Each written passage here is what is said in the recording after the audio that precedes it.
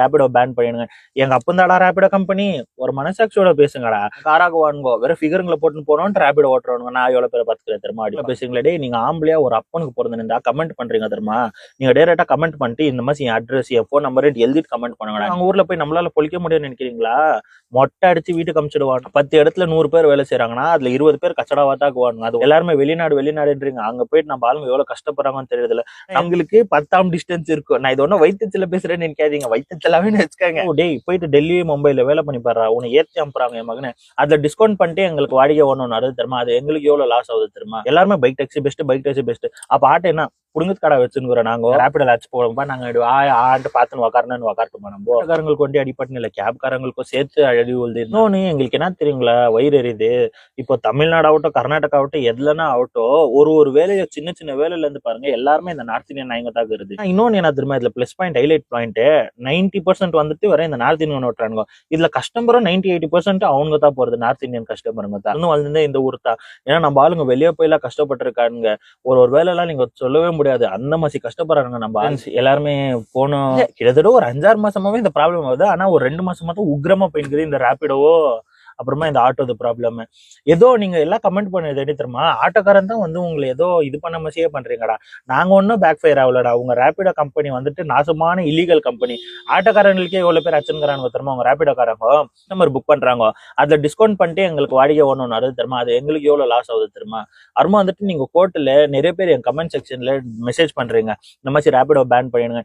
எங்க அப்பந்தாடா ரேபிடோ கம்பெனி, ஒரு மனசாட்சியோட பேசுங்கடா.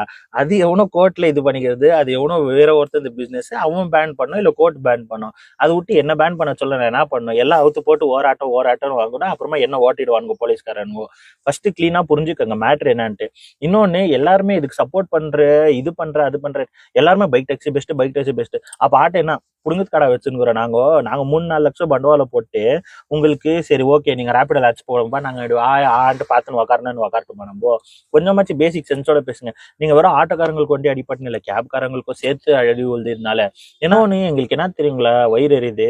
இப்போ தமிழ்நாடு ஆகட்டும் கர்நாடகா ஆகட்டும் எதுலன்னா ஆகட்டும் ஒரு வேலையை சின்ன வேலையில இருந்து பாருங்க எல்லாருமே இந்த நார்த் இந்தியன் நாயங்க தான் இருக்குது. அதுக்கு தான் எங்களுக்கு வயிறெல்லாம் எரியுது. இப்போ இதுல எங்க தொழிலையோ வந்து கை போட்டாங்கன்னா அப்ப நாங்களே எங்க போறது? இங்க வளர்ந்த ஊர்லயே எல்லாருமே சொல்றாங்க ஹியூமன் ரைட்ஸ், யார் வேணுமோ எங்க வேணுமோ வேலை பண்ணலாம். இதே டேய் போயிட்டு டெல்லி மும்பைல வேலை பண்ணி பாடுறா, உன்னை ஏத்தி அனுப்புறாங்க என் மகனை. இப்போ பெரிய ஐடி கம்பெனில நீ எடுத்துக்கோ, பெங்களூர் ஆகட்டும் சென்னை ஆகட்டும் எதனா ஒரு ஐடி கம்பெனிகளை எடுத்துக்கோ. எவனா மேனேஜர் பெரிய போஸ்ட்ல இந்திக்காரன் இருந்தானா எவ்வளவு வேலை வாங்குறா எவ்வளவு டார்ச்சர் பண்றான்னு உங்களுக்கு இன்னும் தெரியறது இல்ல. இன்னொன்னு என்ன தெரியுங்களா, உங்களோட வயிற்றுல எனக்கு புரியுது. ஆனா நீங்க கஷ்டப்பட்டு யாருக்கு சம்பாரிச்சு கொடுக்குறீங்க? அக்ரிகேட்டர் கம்பெனிக்கு தான், பெரிய கம்பெனி இவங்களுக்கு தான் நீங்க சம்பாரிச்சு கொடுக்குறீங்க. இதுல சுகமாக்குறது நான் ஆட்டோ டிரைவரோ இல்ல, இந்த ரேபிடோ பைக் டாக்ஸி நீங்களும் இல்ல, கம்பெனிக்காரன். அவன் தான் சுகமா உக்காந்து எங்கேயோ ஏசி ரூம்ல உக்காந்து நம்மள எல்லாம் அச்சுக்கிறது வேடிக்கை பார்த்துன்னு இருக்கான். நம்ம தான் எல்லாருமே கஷ்டப்பட்டுன்னு இருக்கோம். இது நம்மளுக்குள்ள புரிஞ்சுக்கினாலே நிறைய சண்டைங்க அவாய்ட் ஆயிட்டு நம்ம எல்லாருமே நல்லா இருக்கலாம். ஃபர்ஸ்ட் இது ஒன்று புரிஞ்சுக்கங்க. நம்மளால இப்போ பாரு நான் ஆச்சுன்னா கூட நம்மளால எதுவுமே இதாக போறது இல்லை. இதெல்லாம் அந்த கம்பெனிக்காரனுக்கு தான் பெனிஃபிட். அவன் நினைச்சுருந்தானா எதனா ஒன்று அவனும் ஃபர்தர் ப்ரொசீட் பண்ணலாம். ஆனா அவனுக்கு என்ன, அவனுக்கு காசு வேணும், அவனோட வேலை நடக்கணும், அதுக்கோசரம் தான் அவன் இவ்வளவு பண்ணின்னு இருக்குது. இதெல்லாம் கொஞ்சம் தயவு செஞ்சு புரிஞ்சுக்கங்கடா. யாருன்னா உங்க ஃப்ரெண்ட்ஸ் ஐடில வேலை செஞ்சிருந்தாங்கன்னா அவங்கள போய் கேளுங்க அவங்க எவ்வளவு டார்ச்சர் அனுபவிக்கிறாங்கன்ட்டு. ஏன்னா அந்த மகன் வந்துட்டு ரொம்ப காஞ்சிலி, சாப்பிடறதுக்கு ஒர்க் இருக்காது, அவங்களுக்கு ₹1 பாக்கெட்ல இருக்காது. ஆனா கூட அவங்க காஞ்சிலிக்கு இதுக்கு யாருனாலே ஈடு கட்ட முடியாது. அந்த மாதிரி காமிக்குவானுங்க. அதுக்கு தான் நான் சொல்றேன், நம்ம ஆளுங்க பண்ணின்னு போங்கடா. நம்ம ஆளுங்க பண்ணிருந்துக்கு நம்ம இன்னும் மட்டும் அந்த வீடியோங்கள போய் பாருங்க, அதுல ஒரு 10% தான் நம்ம ஆளு இருக்குவாங்க, மிச்சம் எல்லாம் அவங்கள போட்டிருந்தெல்லாம் 90%. ஏன்னா இந்த நார்த் இந்தியன்காரன் வந்துட்டு இங்க பண்ணிட்டு நம்ம இது சாப்பிடும் போது நம்ம ஏன்டா கோவப்படக்கூடாது சொல்லுங்க? இது அவங்க ஊர்ல போய் நம்மளால பொழிக்க முடியும்னு நினைக்கிறீங்களா? மொட்டை அடிச்சு வீட்டுக்கு அமிச்சிடுவானுங்க. அதுக்கு தான் நான் சொல்றேன். ஆனா இன்னொன்னு என்ன தெரியுமா, இதுல பிளஸ் பாயிண்ட் ஹைலைட் பாயிண்ட் 90% வந்துட்டு வர இந்த நார்த் இந்தியன் ஓட்டுறாங்க.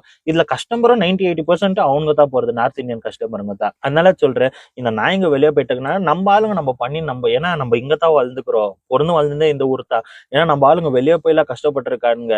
ஒரு வேலை எல்லாம் நீங்க சொல்லவே முடியாது, அந்த மாதிரி கஷ்டப்படுறாங்க நம்ம ஆளுங்க.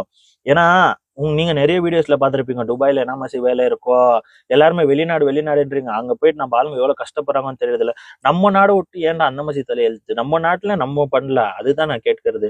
இனிமேலாவது கொஞ்சம் தெரிஞ்சுங்க. நாங்க எல்லாருக்குமே இந்த நார்த் இந்தியன் நாயங்களுக்கோஸ்கரம் தான் காண்டா இருக்கிறது தவிர நம்ம ஆளுங்க பண்ணி நம்ம யாருக்குமே காண்டா வருதுல.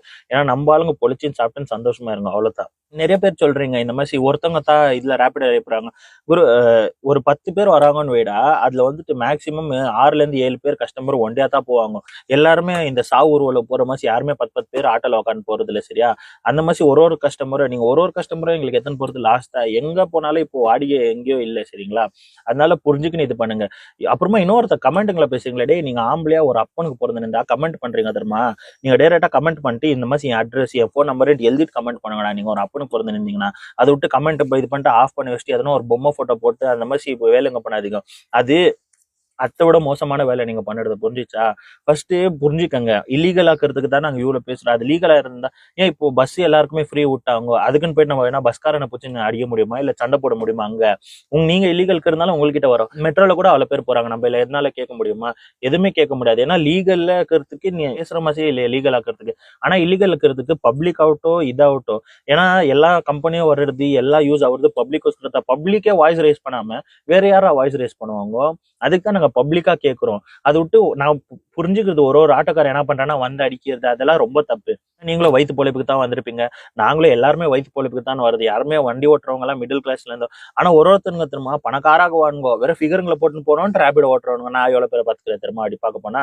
இதே ஆட்டோக்காரன் எவனா ஒருத்தர் அப்படி தள்ளின்னு போறானா நிறைய பாயிண்ட்ஸ் இந்த மாதிரி பேசணும்ட்டு நாங்க என்ன தடுவீங்கன்னு. டே உங்களுக்கு ரேபிடோ உக்காந்தா நீங்க என்ன மாதிரி சுகமா போய்ங்கன்னு எனக்கும் நல்லா தெரியும் தடுவீங்கன்னு உக்காந்துக்குன்னு. ஆனா எங்களுக்கு 10 டிஸ்டன்ஸ் இருக்கும். நான் இது ஒன்னும் வயிற்றுல பேசுறேன்னு நினைக்காதீங்க, வயிற்றுலாவே வச்சுக்காங்க.